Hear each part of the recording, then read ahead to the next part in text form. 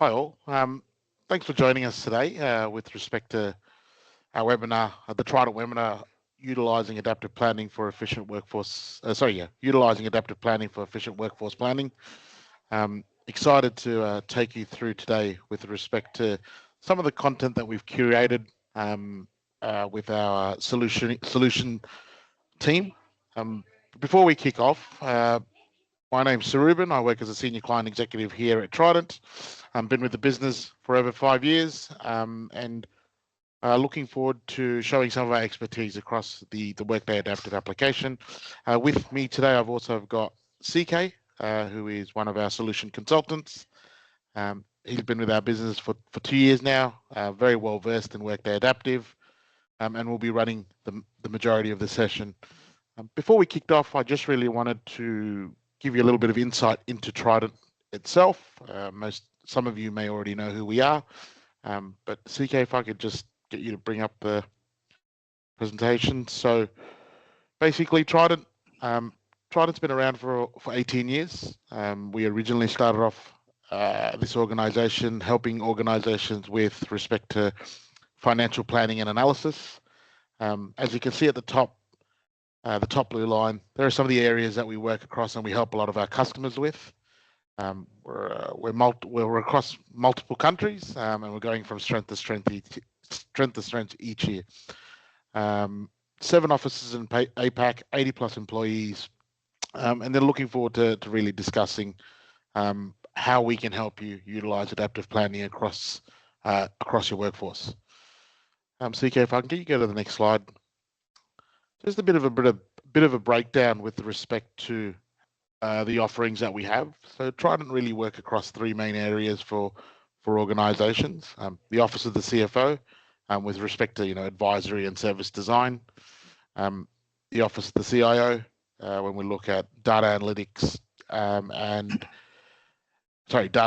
AI. And then Office of the Chief Operating Officer, which really entails a lot of the work that we do across supply chain and supply chain functions. A bit of our Workday experience. Like I said earlier, we've got 7 offices globally, 15 plus certified Workday consultants. Recently, I know that number says 38, but I think that recently number goes up to 40 Workday Adaptive Planning clients here across the APAC region, and we've done over 125 projects. But to the main star of the show, I'm going to hand this over to CK to take over from here. Right. Thank you, Soups, and good afternoon to everyone. I'm CK. I'm part of the solution consulting team, and a very warm welcome from my side. So in today's session, we're going to cover a little bit of what is workforce planning, why is it important, and how adaptive planning can help your organization in planning and reshaping your workforce. At the end of the session, I'll also be showcasing a few examples, all right, in terms of how workforce planning looks like in adaptive planning platform. So I think for a start, let's look at what is workforce planning. How do we define planning? How do we define workforce planning? Well, defining it starts with the belief that people drive your business. Most organizations cite people as their most important or valuable asset, but not every company systematically integrates its workforce planning activities with the strategic planning process that's happening across their business. So it is how organizations decide on how best to deploy their assets, basically their people or their talent, in order to achieve the organization's long-term objectives. So whether you're in a finance role or in the human resource role, or everyone look at workforce planning from their own lens. So whether you're looking at cost center, whether you're looking at organizational or skills or people, they all form part of the workforce planning process. So let's look at today's challenges, right? So having spoken to many customers over the last few years, we have seen a dramatic shift in the workforce. With a more fluid workforce, skills and talent is the new currency, as we all said. All right, so many companies, domestic as well as internationals, they're competing for such resources. However, we also seen that many challenges that companies are facing in planning and organizing their workforce. So inefficient process is probably the one of the major factors. All right, so they have their own silo systems. Many of the systems that they're utilizing right now are outdated or legacy systems, and that makes it hard for them to plan for their workforce. Many companies also see workforce planning as an operational exercise that they do on an annual basis or probably biannual basis as part of the headcount request. But hence, the information captured, while it's still important, may not be necessarily aligned with the long-term business goals. And of course, lastly, because of the inconsistent nature of the data and the silo nature of the data, all right, the stakeholders cannot agree on the data to be used to plan for the workforce due to all these disparate and disconnected systems.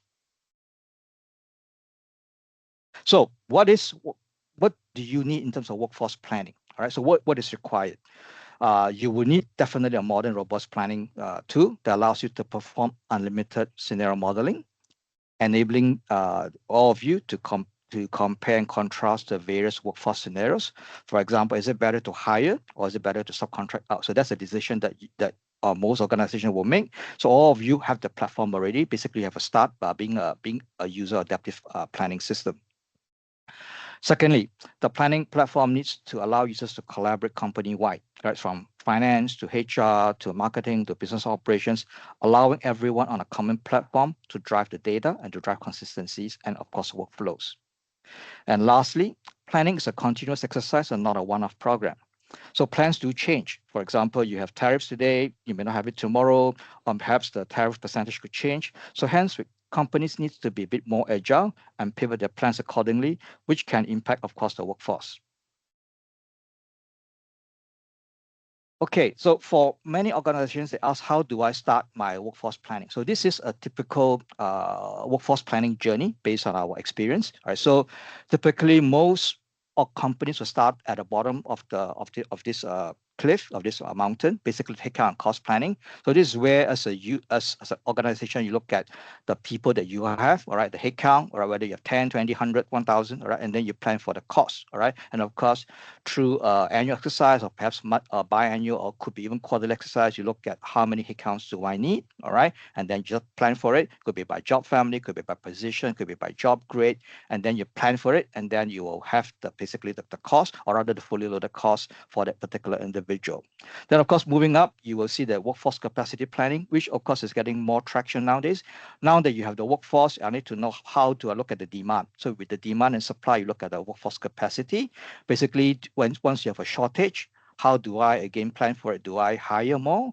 Do I subcontract? Do I transfer people, or do I second team members from one unit to another unit? So all this will be part of the workforce capacity planning. Then, of course, you can also look at organizational design and modeling. So these are they were all planned in tandem with the strategic workforce planning. What if you decide to do some reorganization? For example, you close down a plant, or close down a branch, opening up a new pipeline, or opening up going to a new country. So all this design or modeling will very much align with your strategic initiatives. All right. And of course, lastly, at the top of it is basically the skills-based planning. So this look at the entire workforce on its own, holistically in the whole organization, and plan for individual skills. So for example, all of us have skills, all right, some skills overlap, some may not be, all right, so you look at individual skills, and perhaps once you look at that, what sort of skills do I need for the future? For example, AI is a big thing right now. So if you're looking at your current workforce, who knows AI? And then for those who know AI, what will you do for them? And for those who don't know, part of that could be of the growth plan, right, whereby you put in the learning plan or the development plan for the particular individual. So they'll be trained up. And of course, all these plans will also have a dollar attached to it. So this will be the skills-based planning. And increasingly, this is becoming more important. As I said earlier at the start of this session, skills is the new currency, or everybody competes for the same pool of skills. And so with that, I will just sort of start with my demonstration. I'll cover two topics, all right? Basically, the two main topics that are sort of like most requested from all our customers, all right? First of all, look at headcount and cost planning. So basically, you plan by headcount, position or job grade, and ensuring the organization's workforce plan stays within the budget. All right. So you can look whether you plan by individual headcount or whether you plan by job grade, all of it will have an impact on basically the budget. Secondly, I'll look at headcount demand and supply. So basically, we look at forecasting the difference between supply and demand of your workforce and how do you bridge the gap. So obviously, once you have a gap, you can look at hiring the workforce. That's probably the most obvious answer, but perhaps maybe you can subcontract it out, right? So you can, or you can maybe transfer team members from one unit to another unit. So all of this plans or various scenarios will have a cost attached to it. And then, of course, based on these plans or outcomes, then you make the best decision as you can for that particular organization. So with that, I'm going to start off the system right now. Okay, so as all of you are adaptive users, so dashboard is probably familiar to you. So this is my workforce plan dashboard. Inside here, you see a number of tabs, and of course, within this summary tab, there are a number of parameters and metrics that I look at. All right, so for example, look at the total compensation for the entire sales, this particular level. All right, I look at the total salary and wages. I look at total headcount at 7.6. I look at the headcount movement for the next 12 months. Okay, and then I can also put in various statistics, all right, like for example, revenue per employee, cost per employee, new hire, and so on and so forth. So of course, this is a view of one department. You would know that with adaptive, you can roll all the way up to the total organization. Then you see the whole organizational view. Okay, so scrolling down, you can have a bit of basically other types of information like the departure, whose resignation that's coming in, or you could be someone that's retiring that you know that it will happen, that you can put this in. So this will help you to monitor the plans, all right, and plan for succession. All right, then you can look at some salary movement. And then moving forward to the next tab, this is where I can do my modeling of new hire. All right, so let's say yes. All right. So in this particular model over here, I have the head count of all the individual positions. All right. And then you find that these are all the individual names here. And then I have a number of columns that is important to me as part of my planning process. I also plan for 3 new headcounts that's coming in. All right. As you can see on with this KPI on the top right corner. All right. So as a customer, or as a user, you can plan in any way that any form of shape you like. You can create your own models. So this is some example columns in my models. All right, so you can see the start date, end date. You can have a pay rate. All right, you can have onboarding months, which I'll cover later, and then your succession plan, number of weeks, number of hours that you do in the week, and so on and so forth. So these are some of the important metrics that you may want to put in as part of the plan. Then moving down here, I do have a comparison scorecard. So right now I'm on a working budget. Right, and then of course I'm approved baseline, which is so my working budget is a carbon copy of my approved baseline. Hence, there's no variance yet. Right. Then moving forward, you may want to create models or budget KPIs that looks like this, whereby this is before you hire, and once you hire a new individual, how will it impact your budget? How will it look like? Right now, it's all zero. All right, as you can see, it's all zero. So you will see that I haven't put in any hire yet. So assuming that you want to hire a new employee for this particular sales department, sales big, okay? So I'm sure you know that you can do copy or you can add a row. Let's just do a quick copy, all right? And I'll rename this to be TBH4, okay? And I'd like to hire this individual in the 1st of July, for example. Now, in my calendar, it's basically January to December. So 1st July is half year midpoint. All right. And then to make calculation easier, I'll just put 120,000. So that's all. So as a hiring manager, that's all I need to put in as a plan. All right? And the moment I save it, and I'm sure you all know this, all right, all the KPIs or the dashboards will be automatically be reflected. So notice that right now, by end of the year, I'll have 4 new hires. The telephone costs have gone up, new hire training have gone up. I'm going to scroll down a little bit here. You also notice that I have my variance coming in. So by just putting in a new hire, all right, the hiring manager would know all the financial impact of that as a result of that new hire. All right. So this will be just a plan that he has. All right. So salary wages, the payroll, the new hires, and whatever drivers that you put in as part of the workforce plans. All right. So of course, scrolling down, you can also see some reports as well that will be impacted. Okay, and with the variance and so forth. So that is a quick view in terms of hiring one. But once you go to the budget impact, you'll see that as a result of the new hire, what's the total budget required for the next 6 months? I'll require about 103,000. All right. And of course, what's the breakdown of it? I can see that I have a payroll, salary, new assets, whatever that you put in as part of the employee benefits or employee compensation plan. So moving down, you can also see that how was the budget utilized. So that based on the total amount here, 103,000, you will, the bulk of it obviously be payroll. Then it'll be some of the tax and benefits in terms of commissions and whatever retirement plans that you afford to that particular employee. And then of course there are also office expenses like the new hire training cost, the mobile phone allowance. So it tells you, give you a quick breakdown in terms of what category of accounts it will impact. It also tell you the timeline. All right. So in this particular waterfall chart, you can see that it starts impacting in the month of July, moving upwards. July or so. So the moment, because that's how I put a new hire in July, and then you move upwards. All right. And this is how it impact the particular budget. So this is a quick view in terms of modeling of a new hire based on individual positions. Now, some of you may not do that. Some of you probably in an organization whereby you have thousands of employees and you don't plan by individual positions. Instead, you may plan by job grades or job family or job profile. So I do have another example here whereby I plan by job profile. All right. So in this case, I have one example of I'm hiring accountant. All right. One. All right. So I don't need the individual names. I don't need the individual position. I just hire an accountant. So you can imagine some of you may be industry that's seasonal, or some of you may be industry that is more a low level type of blue collar workers. I need 10 people. I need 20 people. I need 30 individuals, and so on and so forth. So for example, let's say in terms of client services administrator, I need 5 of them from the month of September onwards. Okay. And I'll just copy forward 5. Now, so the moment I save this, you will find that my salary will automatically be bumped up. So how do I get the salary from? It's basically based on the drivers that I put in based on the pay grade. All right. So you can put in a driver that says that I would like to hire 5 administrators and they are on this particular pay grade or pay level or pay structure. And then you will take that particular pay from the driver and key inside here. And then the moment I save, you'll find that the salary will be pumped up and my NLP headcount would be 6. All right. And then you will find that, of course, if you decide to change the pay grade, let's say you can't find someone based on 5-1, all right, you go for 6-1, right, which is a higher grade. So the moment then you can play with this, and then you find that the salary will go up as well. So you can have this kind of metrics, this kind of budget versions or budget scenarios for you to plan. All right, what if I want to hire one individual, but in the case I do not know the exact grade, or I can hire 5-1, 5-2, 5-3, and based on these scenarios, you can look at the total cost. Then you go back to HR, all right, and HR will look at it, see which one makes more sense.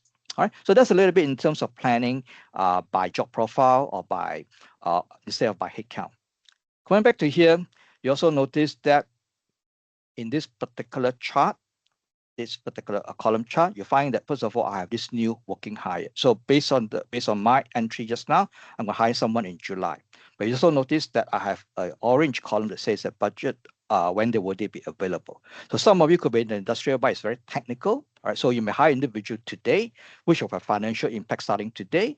But this individual needs to go through a series of onboarding, maybe company policies, OHS, safety requirements, so on and so forth. That may take them a couple of months, a couple of weeks, depending on your organization. And then this individual will only be available to be deployed at a certain month. Right? In this case, it's 2 months. So over here, you'll find that I do have a parameter that drives the onboarding months. So assuming that I put this onboarding months for this individual to 3 months, and the moment I save it, you find that this individual will only be available in the month of October, all right, instead of September, all right, because this could be a very unique role and this individual may need more training depending on the company policies and so on and so forth. All right. So imagine that if you're in a highly technical role, sometimes the individual that you bring on board today may not be available immediately today. It could be 3 months later or 2 months later, depending on the policies that you put it in your organization. All right. So in this case, you look at supply. All right. So while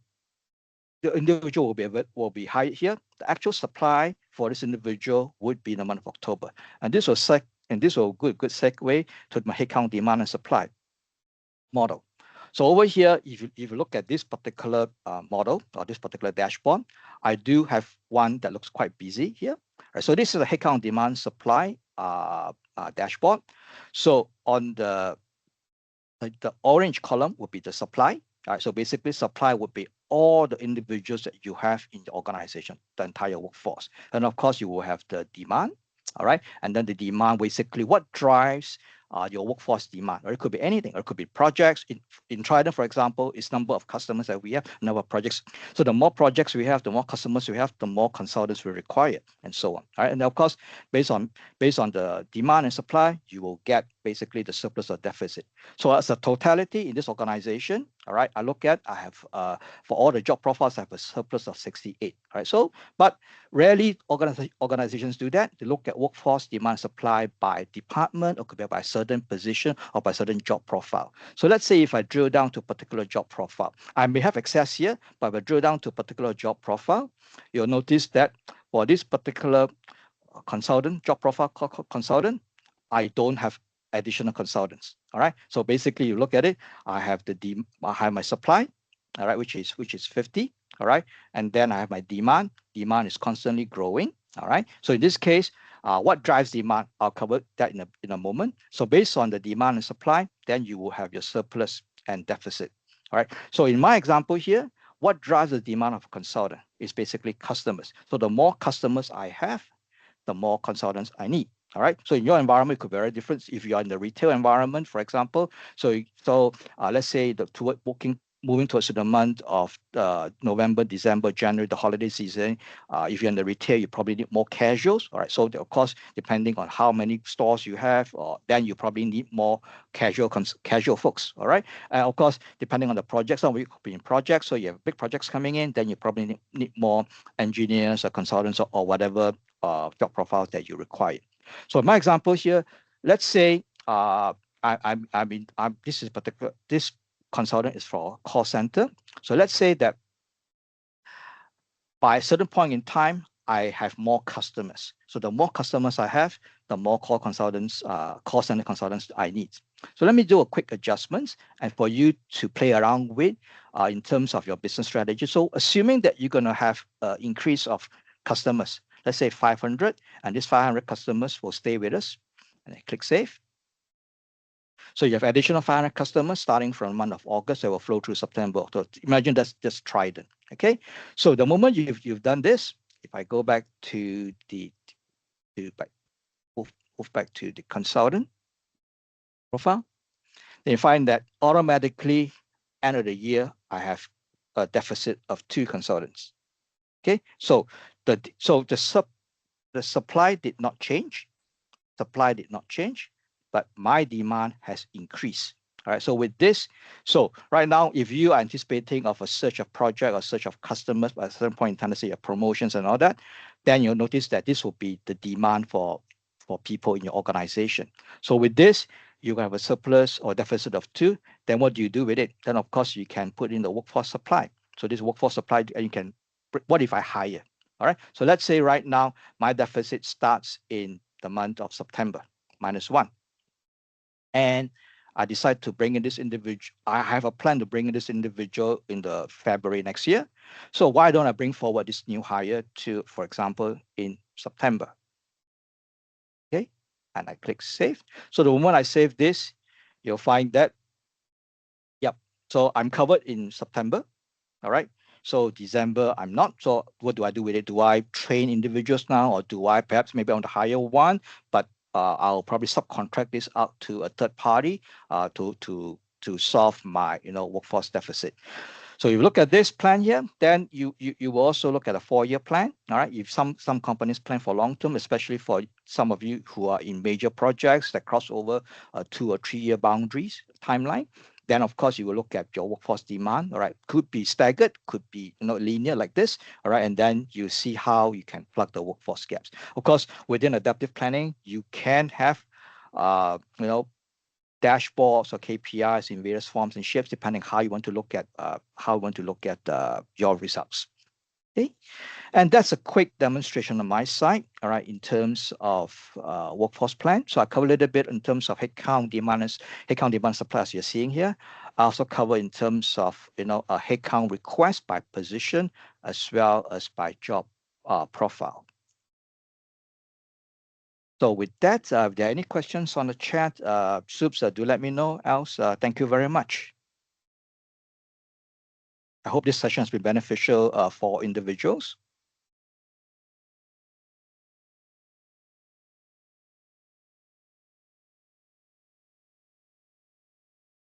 If there is any Q&A, feel free to send us a message in the chat.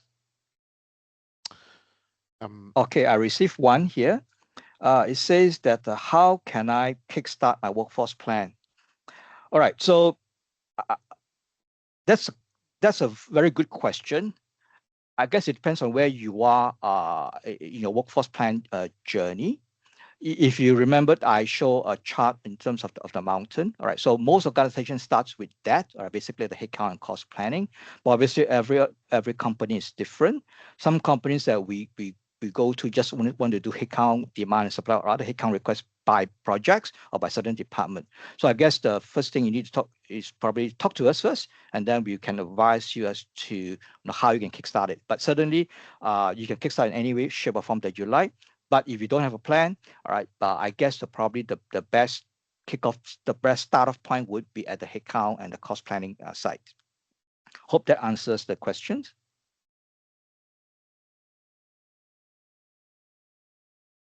Any other questions, CK?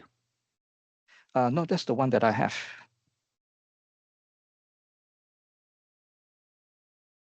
Okay. Well, right. Well, thank you all for your time, and appreciate you joining our webinar today. We'll give you a couple of minutes back in the day, and then hopefully look to touch base with you in the near future. Well, thank you all. And thank you all. Bye.